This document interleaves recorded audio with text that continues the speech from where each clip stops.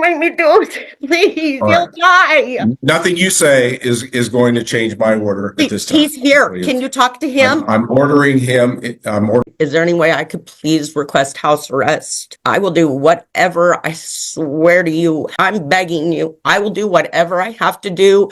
Please don't make me do it. Williams, case number 2024 CR 28. Victoria Lorraine Williams now appears at a court security monitored Zoom location at the Butler County Judicial Center.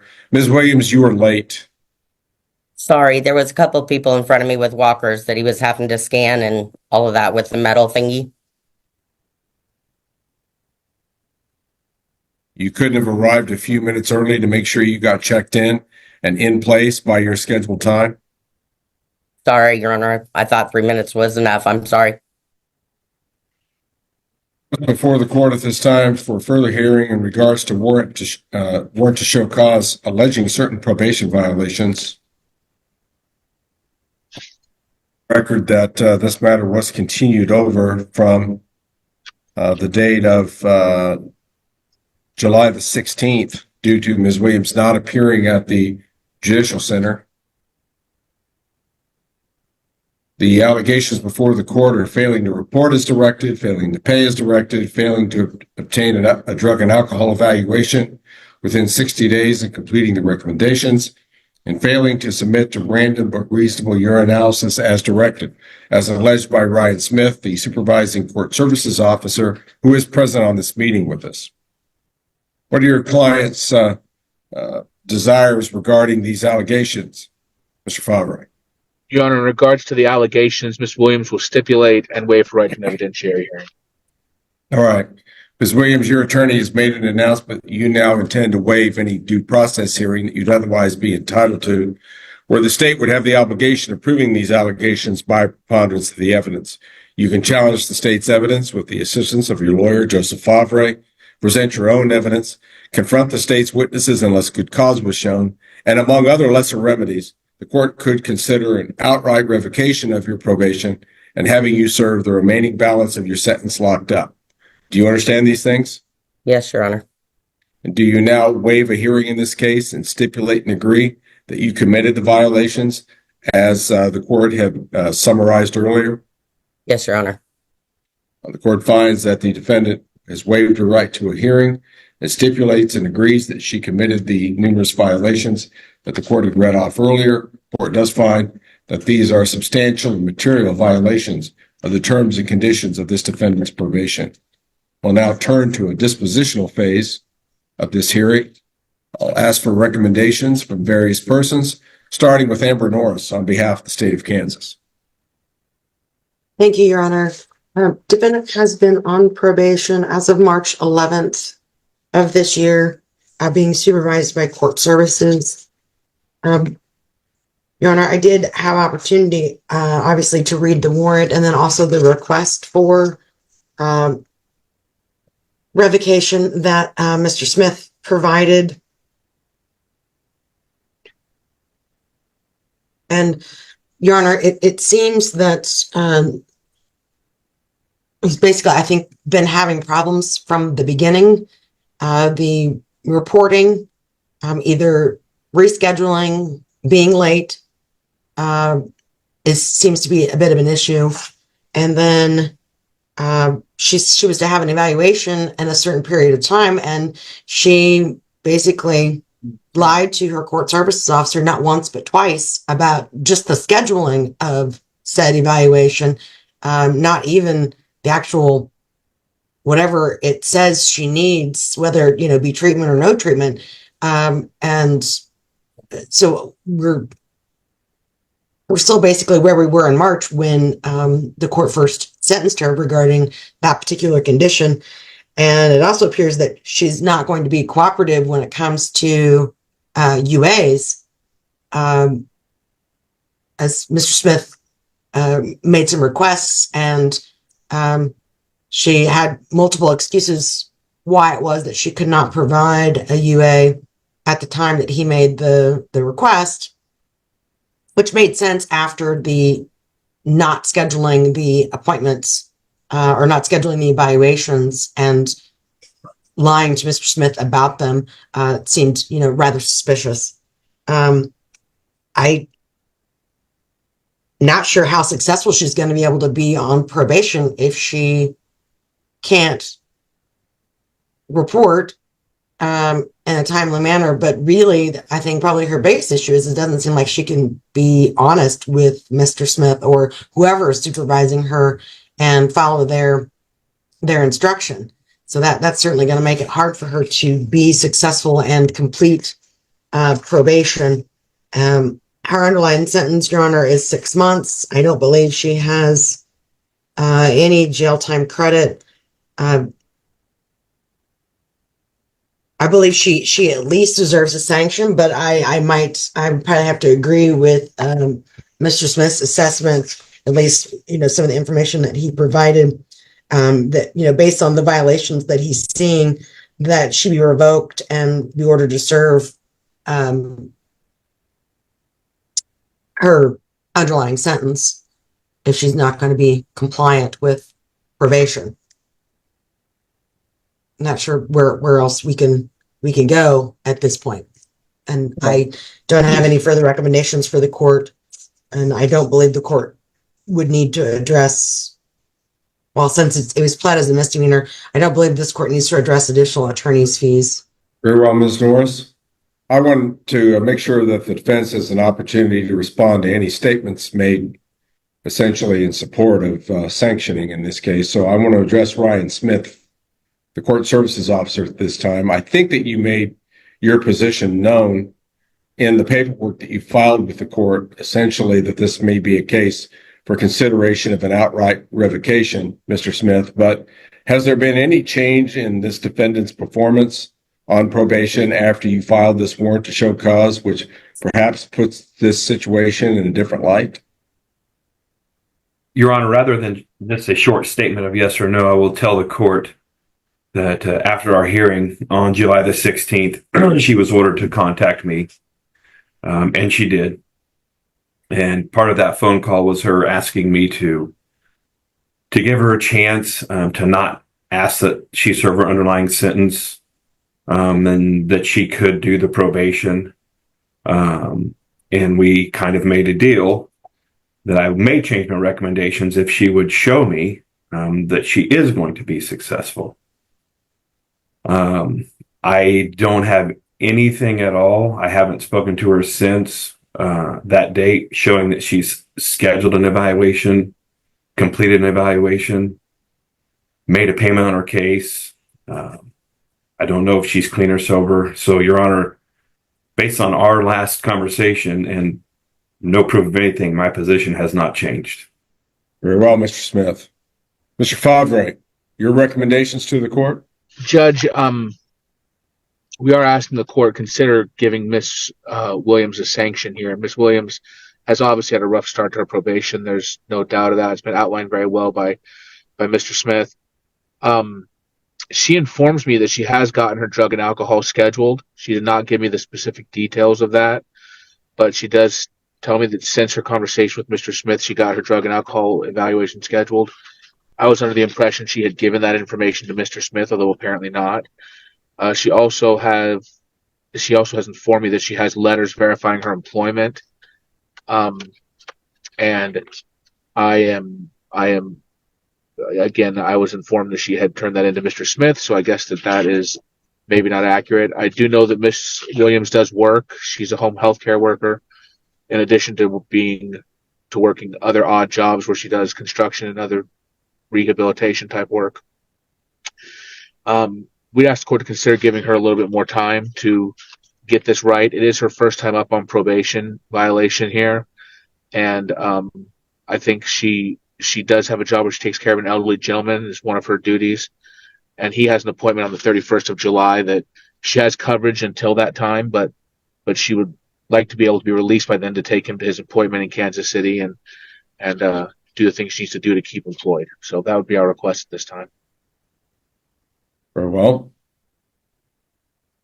At this time, the court will address the defendant, Victoria Lorraine Williams, and I'll ask her personally, does she have any statements that she wishes to make in mitigation of punishment here, or anything further that she would like to present to the court?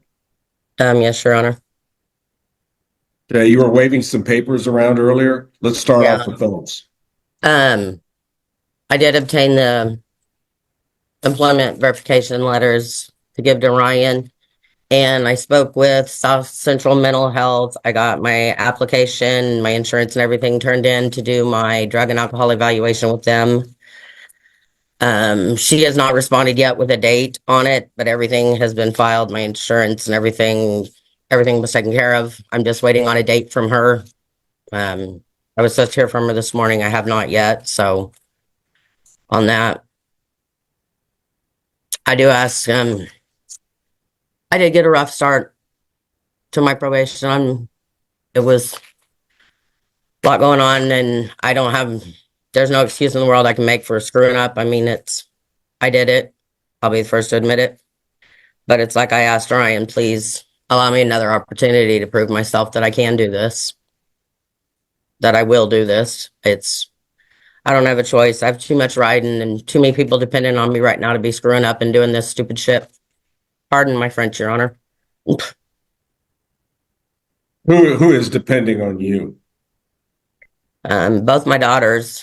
One just had a second baby. I babysit her. Both my daughter's kids while they work. I reside with Curtis Westbrook. He's got congestive heart failure and he's got amyloidosis, which is a death sentence for him. So it's taking care of him in his home and getting him to doctor's appointments, managing his meds. I mean, literally being there for him for everything. I mean, he has mobility issues. He's got a lot going on, and the life expectancy of somebody with amyloidosis is 4 months to 7 years. He's got it in his liver and his heart, so he's not looking at long. I just don't. I can't turn my back on him, and I don't want to leave him high and dry. So I'd ask the courts to please consider that when making their decision.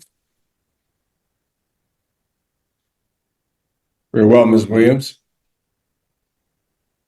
When one looks at the sentencing journal entry in this case, I suppose you could construe it to be a sentence for probation.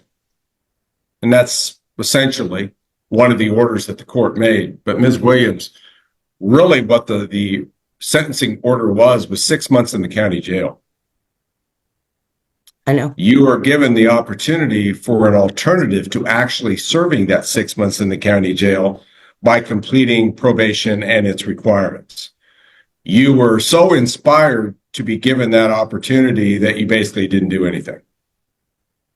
While I realize that the charge in this case that led to conviction ultimately was possession of drug paraphernalia with residue, essentially, as the court recalls, the court wanted to take a rehabilitative approach in your case. In other words, make sure that if you had any substance abuse issues, that those got addressed early on in your probation period.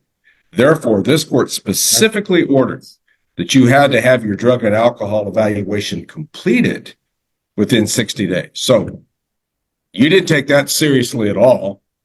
You didn't get it scheduled within 60 days. You haven't started with any type of therapy or counseling or educational program because you don't even have your assessment done yet. And yet we're past 4 months from your sentencing date and you still haven't done it. But today you come in and say, well, I've at least scheduled it now. Well, it's a little bit too late, Ms. Williams, because here's the thing. Either you choose to do the probation or you choose to do the jail time. It's not the court's decision here. Not really. It was yours. You had full control over whether you stayed in the community or not. You just said, I'm just going to blow this off and I'll get away with it. I think you were confident that you could just not do anything that you were specifically ordered by this court to do, and yet nothing was going to happen to you. No, that's not true. Wrong. So what did you do, Victoria? If you want me to give you another chance, just tell me what you did within the first 4 months of your probation that should give this court any reason to believe that you could successfully complete. You want me to be completely honest with you? Nothing. I did report. That's Did it. report? I did report. That's about, I mean, I'm not gonna lie to you. I'm I've been under so much stress and so much hanging over me, and I just I kind of gave up for a minute. I really did. But I got my job back. I got going back in the good graces with my kids. I get to watch my grandbabies now. Yeah, I made the drug and alcohol evaluation. Yeah, but it's like you said, maybe it is too little, too late. But all I can say is at least I'm trying now. At least I'm putting one foot forward to get it done and get it done correctly. Why did it take a probation revocation proceeding to make that happen in your own mind? You did not take this court sentencing orders seriously enough? So now, I 4 months did. later, it's like, lo and behold, I get it now. I could go to jail for this. Then you all of a sudden want to make a commitment that I thought you made at time of sentencing, Victoria. And And then you did not too. take any part of this case seriously. You didn't take any part of the probation seriously. It was just like, I'm in a rough time right now, so therefore I don't have to do this. I mean, I didn't say that I didn't have to do it. I did report to him.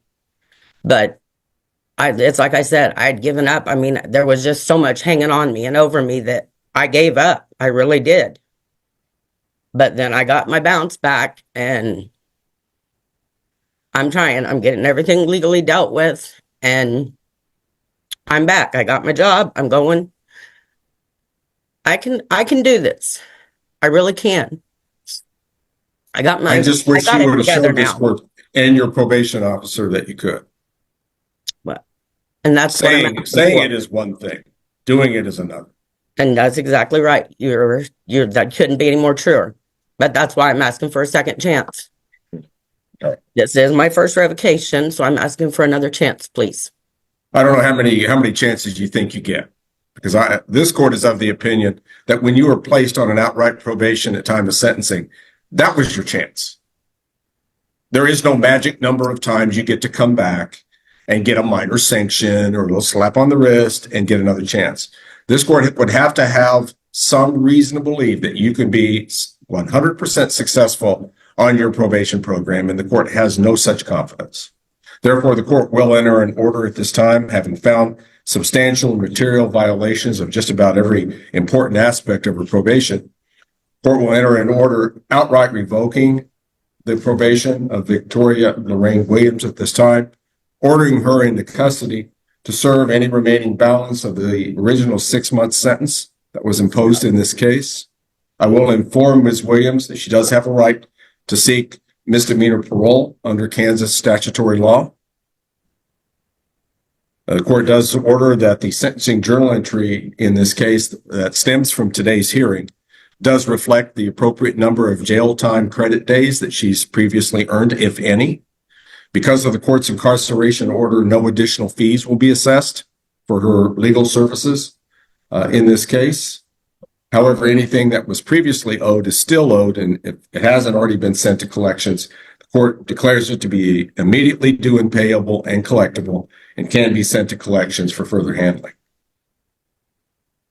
Does order, the court at this time orders Ms. Williams to the custody of the Butler County Sheriff's Office until she can be taken to the jail to serve the remaining balance of her sentence. Ms. Williams, you wanted to address the court one more time? Yes, please.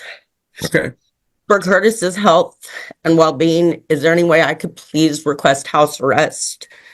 I will do whatever. I swear to you, I can't leave him. He will literally die. I can't do that. I'm begging you. I will do whatever I have to do. I will do whatever. Please don't make me have to leave him. He's here with me today. Your security officer who's with you, Ms. Williams, is a very fair man.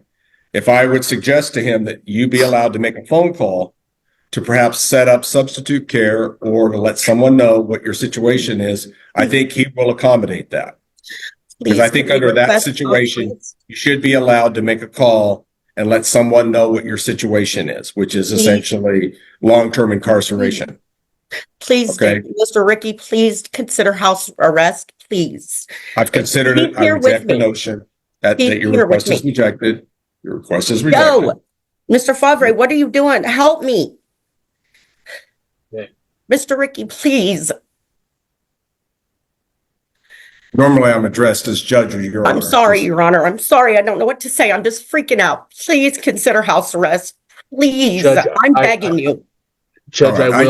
I will. Victoria, I just wish that Please. you would have taken this case as seriously before as you apparently do now. Please, Your Honor, I'm begging you for a second chance. All right. Please. I do want to give defense counsel an opportunity to address the court. I think he wanted that opportunity. Mr. Judge, Favre? I will say Miss Williams, has been very open about her lack of progress in this case, and not everybody is as open about that. I also will confirm that I have seen and met her grandchildren on the hearings and meetings we've had. She has been babysitting them. I know she provides a substantial care role for them. So her incarceration does impact more than just her.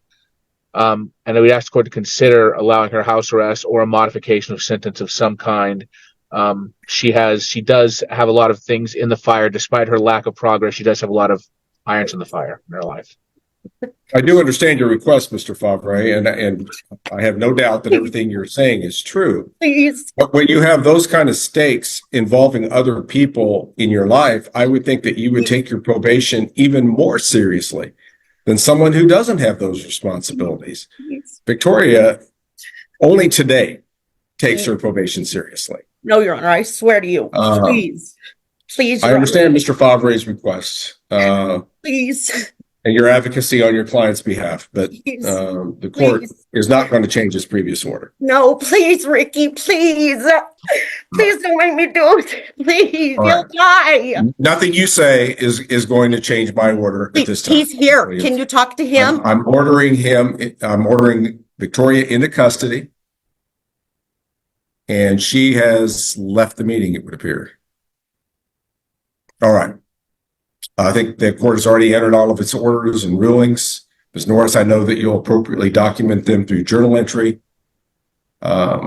Anything further for the record, Mr. Favre? No, Your Honor. Ms. Norris? No, Your Honor. The Williams matter will be in recess at this time, and the meeting may be ended for all.